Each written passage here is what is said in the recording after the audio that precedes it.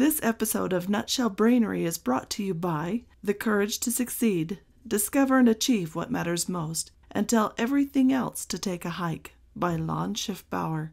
Now available at Amazon. Communication is the most powerful force in the universe ever wielded by humankind. I normally try to stay away from superlatives, but bear with me, I think I can make a case. Communication is what converts ideas into everything we associate with great social movements. Whether we're talking about religion, philosophy, government, revolution, industry, science, or even war, repression, or genocide. All these human activities, whether good or bad, get their power from our ability to communicate. Without communication, ideas would be nothing more than a chemical reaction inside a squishy 3-pound organ.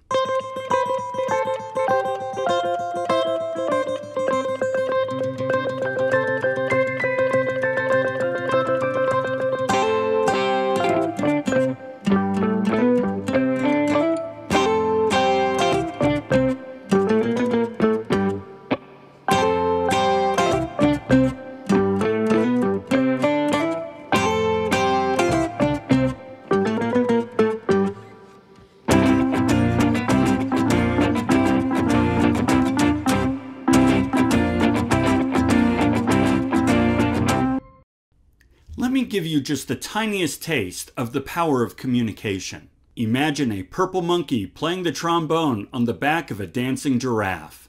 So what image is in your mind right now? I'd be willing to bet it's an image you've never thought of before, or even thought that you would ever think of, and yet there it is. So what put it there? Now before you say it was something like my words, let's pause a moment and ask ourselves, what are words? To do this, imagine we're in a classroom together and I draw this on the whiteboard and ask you what it is. Maybe you say it's a house.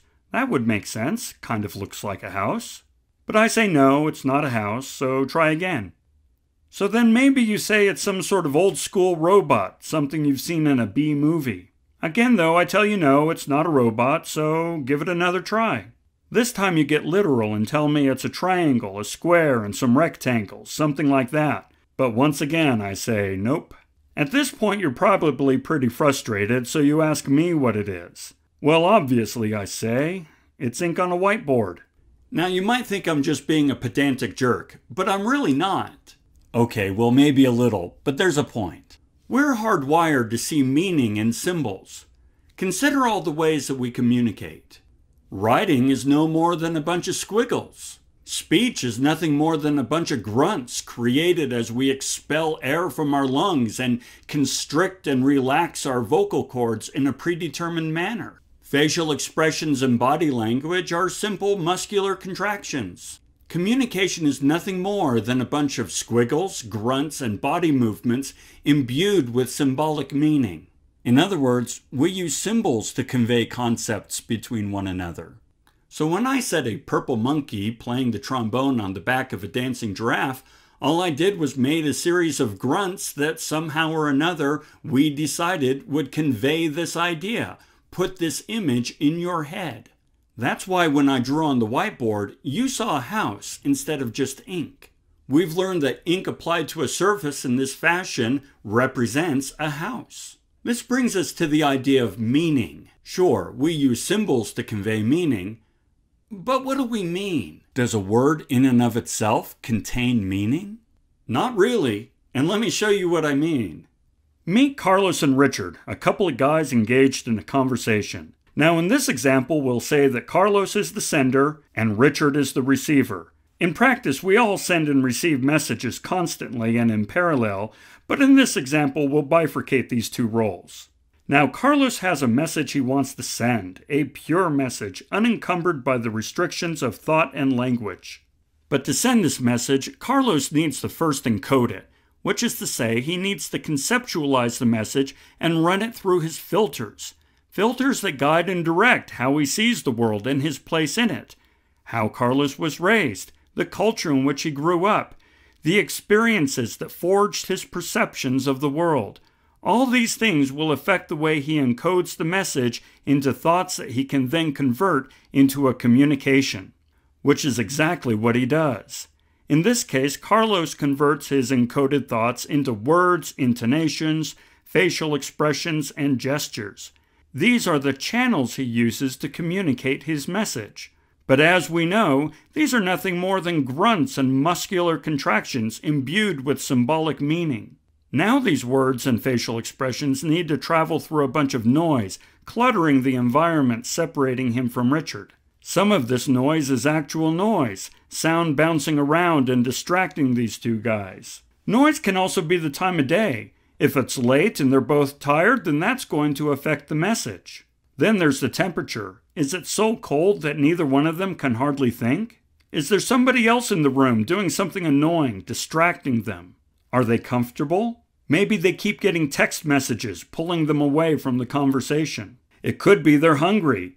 Add to that the smell of pizza wafting in from the other room, and it's hard to imagine that they can hold any sort of coherent thought.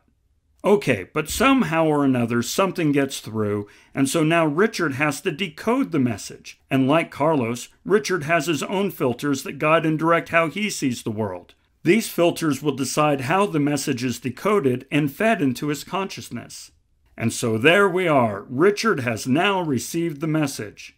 Thing is, what are the odds the message received by Richard matches the original message sent by Carlos? As you might have guessed, the chances are nil. Truth is, the message became corrupt the moment it went through Carlos's filters.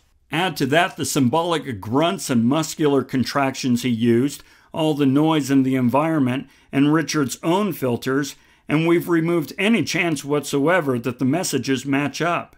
Still, this is what it means to communicate, so we go on. This means responding to Carlos, so Richard replies, first with his own pure message, which goes through his filters.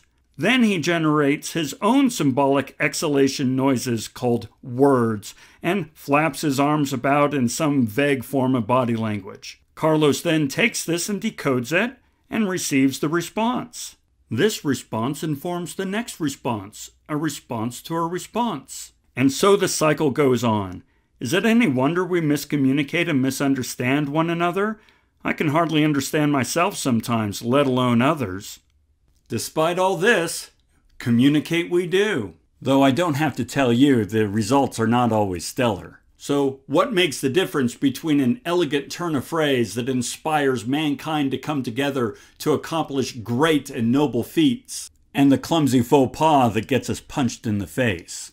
It all comes down to this. Communication is about sending the right message to the right audience, at the right time, through the right channel, in the right context, for the right purpose.